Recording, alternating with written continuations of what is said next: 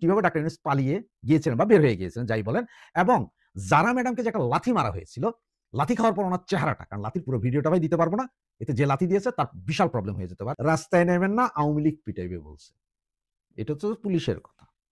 এটাই হচ্ছে যে সবচেয়ে যে আপনি হোটেল বন্দি থাকেন, গৃহবন্দী নয়, আপনি হোটেল বন্দি থাকেন।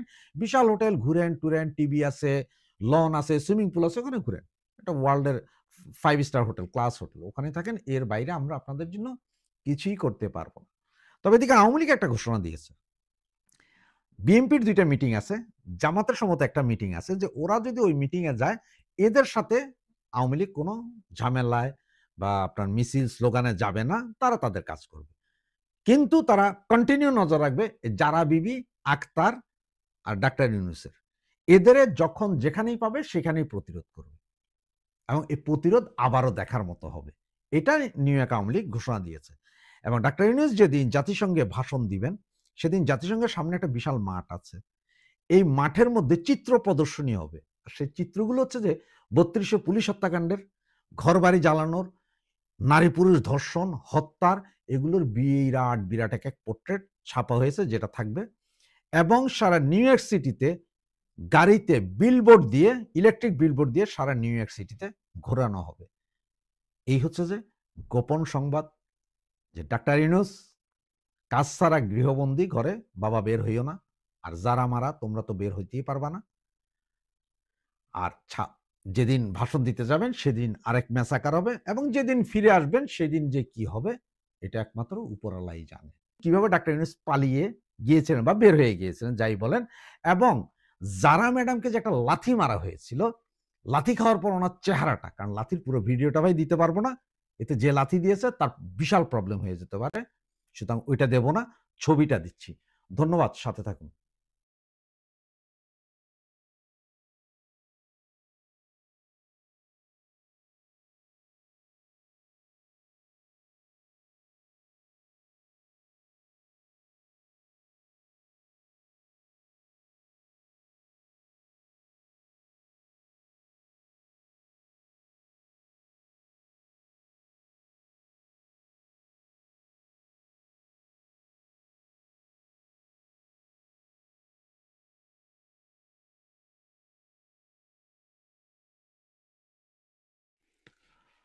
ধন্যবাদ। আপনারা ভিডিওটি দেখেছেন, ছবিটিও দেখেছেন, এবং নিশ্চয়ই আমি আশা করি যে সাবস্ক্রাইবও করেছেন এবং বন্ধু-বান্ধবকে পাঠাচ্ছেন ভিডিওটা দেখার জন্য, শোনার জন্য। এখন আসি বাকি কথায়। ডাক্তার ইউনূসকে দেখেছেন আপনি, যে ভিআইপি টাওয়ার দিয়ে একটা গাড়িতে, ছোট একটা ৪ চাকার গাড়িতে করে যাচ্ছে। কিন্তু ওখানে যারা বসেছিলেন, উনি ছাড়া আরো ৮-১০ জন, এগুলো ওই বিমানেরই অন্য যাত্রী। এটা ওনার সিকিউরিটি গার্ড না। কিন্তু পাশ দিয়ে হাঁটছিলেন বাংলাদেশ থেকে নিয়ে যাওয়া ওনার ১৩ জন এসএসএফ ফোর্সের, ওরা ছিলেন, এবং ৪ জন পুলিশ ছিলেন, যেটা normally as a VIP guest উনি, যেহেতু উনি আসছেন বাংলাদেশ থেকে জাতিসংঘের একটা প্রোগ্রামে জয়েন করতে, সেই জন্য যে প্রটোকলটুকু পাওয়ার ওইটা পাচ্ছেন। একটা কথা শুধু মনে রাখেন, আমেরিকান সরকার যদি বলে যে আমি বা আপনি, আমরা কেউ ভিসা পাবো না বা আমাদের ভিসা ক্যানসেল করে দেওয়া হচ্ছে, আমাদেরকে আমেরিকা ট্রাভেল ব্যান করা হয়েছে, এরকম যদি বলেও থাকে, কিন্তু জাতিসংঘ যদি আমাদেরকে দাওয়াত দেয়, তাহলে আমরা সেখানে যাইতে পারি। তখন ওই ট্রাভেল ব্যান কার্যকর হয় না, কারণ জাতিসংঘ যে কয়দিনের দাওয়াত দেয় সেটা। সেই হিসাবে প্রটোকলও পায় ওভাবে। সুতরাং উনি প্রটোকল পেয়েছেন। সেই হিসাবে উনি নিচ দিয়ে পালিয়ে পেছন দিয়ে বেরিয়ে গেছেন। আর বাকিরা সব বাহির নরমাল বিমানের অন্য যাত্রীরা যেভাবে বেরিয়েছেন, বেরিয়েছেন। তো বের হওয়ার সময় আপনারা দেখেছেন কিভাবে ডিম মেরেছে, লাথির ছবিটাও দেখেছেন। তবে এটা যদি লন্ডনে হতো, তাহলে ওদের চামড়া-টামড়া কাইটা, ওদের পাছার মাংস কাইটা, এটা রান্না করায় ফেলাইতো পোলাপাইন, কুত্তা খাওয়াইতো। কারণ আমেরিকান লোকজন ভদ্র, ওনারা এত কাছে পেয়েও খুব একটা অপমান করে নাই, ডিম-টিম মারছে। তো ডিম মারছে, অসুবিধা নেই। কারণ পচা ডিম মারলো, এই আক্তার, ওরে ডিম কি আর ওর জন্য জুতা কি? ওর জন্য সবই সমান। ওরে নালার গু খাওয়াই দিলেও সমান। এখন আসি আপনাদেরকে যে জরুরি বার্তা যেটা, গোয়েন্দা রিপোর্ট যেটা, সেটা হচ্ছে যে গতকালকের এই সমস্ত ঘটনার পরে নিউ ইয়র্কস্থ বাংলাদেশ দূতাবাসের প্রধান কর্মকর্তা সহ ৬-৭ জন নিউ ইয়র্ক পুলিশের হেড অফ দ্য ডিপার্টমেন্টের সাথে দেখা করেছেন, যে ডাক্তার ইউনূস সহ বাকি লোকদের একটা নিরাপত্তা ব্যবস্থা করার জন্য, যেহেতু তারা হয়তো বাইরে যাবেন, কোথাও যাবেন, এখানে যাবেন, সেই জন্য নিউ ইয়র্ক পুলিশ সরাসরি বলেছে যে ডক্টর ইউনূস হোটেল থেকে জাতিসংঘের সদর দপ্তর যাওয়া এবং জাতিসংঘের সদর দপ্তর থেকে হোটেলে যাওয়া বা কোনো রাষ্ট্রপতি বা রাষ্ট্রপ্রধানের কোনো দাওয়াতে যাওয়া ছাড়া, মানে জাতিসংঘের যাওয়া আসার এই কাজগুলো ছাড়া বাকি কোনো কাজে কোনো নিরাপত্তা তারা দেবে না। হাই সিকিউরিটি, হাই নিরাপত্তা দিবে না। এবং ডাক্তার ইউনূসের সাথে বাকি যারা এসেছে তাদেরকে তো কোনো নিরাপত্তাই দেওয়া হবে না। তাদের জন্য বলা হয়েছে যে তারা ম্যাক্সিমাম হোটেলে থাকুক, যেহেতু তাদের কোনো আমেরিকাতে কাজ নেই, এটা পুলিশের কথা, আমেরিকাতে কোনো কাজ নেই ওনাদের, ওনারা হোটেলে থাকুক, বের হওয়ার দরকার কি, কারণ বের হলে তো বিরোধী দল ওনাদের পাইলে চাবাইয়া খাবে, সোজা এইভাবে। যে পুলিশ নাকি বলছে যে যেইভাবে মানুষ, তাতে তো এদেরকে মাইরেই ফেলবে।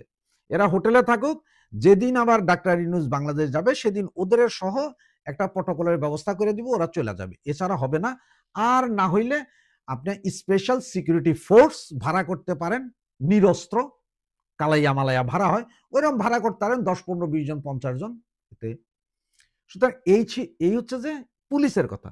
তার মানে হচ্ছে যে সবাইকে হোটেলে থাকতে হবে। ডাক্তার ইউনূসকে বলা হয়েছে কাজ ছাড়া বাকি সময় হোটেলে কাটান, ওখানে খান দান, ঘুরেন ফিরেন, ডান্ডা লাড়ান, দানা সহ আর কি। আর এই 3-4 জনের এদের তো কোনো কাজ নাই।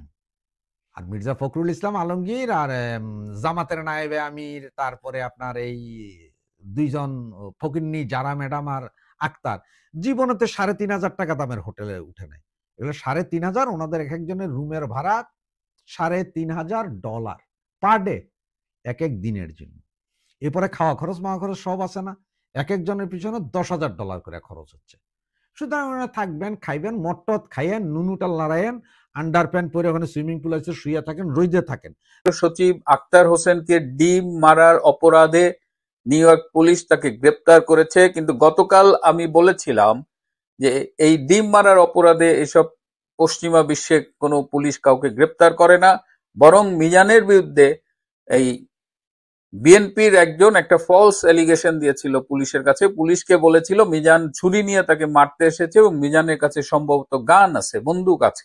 তো এরকম একটা অভিযোগ করলে পুলিশ যেটা করে, যার বিরুদ্ধে অভিযোগ তাকে থানায় নিয়ে আসে। তো সেই মিথ্যে অভিযোগের ভিত্তিতে পুলিশ তাকে থানায় নিয়ে এসেছে। পুলিশ চেক করে দেখেছে মিজানের কাছে ছুরি নাই, বন্দুক তো দূরের কথা। এবং কালকেই আমরা বলেছিলাম যে মিজান আদালতে গেলেই সকালে জামিন পেয়ে যাবে। নিউ ইয়র্কের মহামান্য আদালত তাকে মুক্তি দিয়েছে এবং এখন মিজান চাইলে ওই যে মিথ্যে অভিযোগ করেছে যে তার বিরুদ্ধে আইনি ব্যবস্থা নিতে পারে। মিজান সেটি করবেন কিনা সেটি তার সিদ্ধান্তের ব্যাপার। কিন্তু মুক্তি পাওয়ার পরে এখানে দুটো জিনিস, যে মিজান যখন বন্দী ছিল তখন আমাদের এই আমেরিকার যে আওয়ামী লীগ, যুবলীগ, ছাত্রলীগ আছে তাদের নেতা কর্মীরা যেভাবে থানায় ছিল, যেভাবে মিজানকে সাহস দিয়েছে, এবং মুক্তির পরে মিজানুর রহমান যে বক্তৃতাটি দিয়েছে সেটি আমাদের অনেককেই ভীষণভাবে অনুপ্রাণিত করেছে। আমি চাইবো সেই বক্তৃতাটা আপনারা একটু শোনেন। বক্তৃতার পরেই আমি এই ডক্টর ইউনূসের নিউ ইয়র্কের কিছু গোপন মিশন নিয়ে কথা বলবো।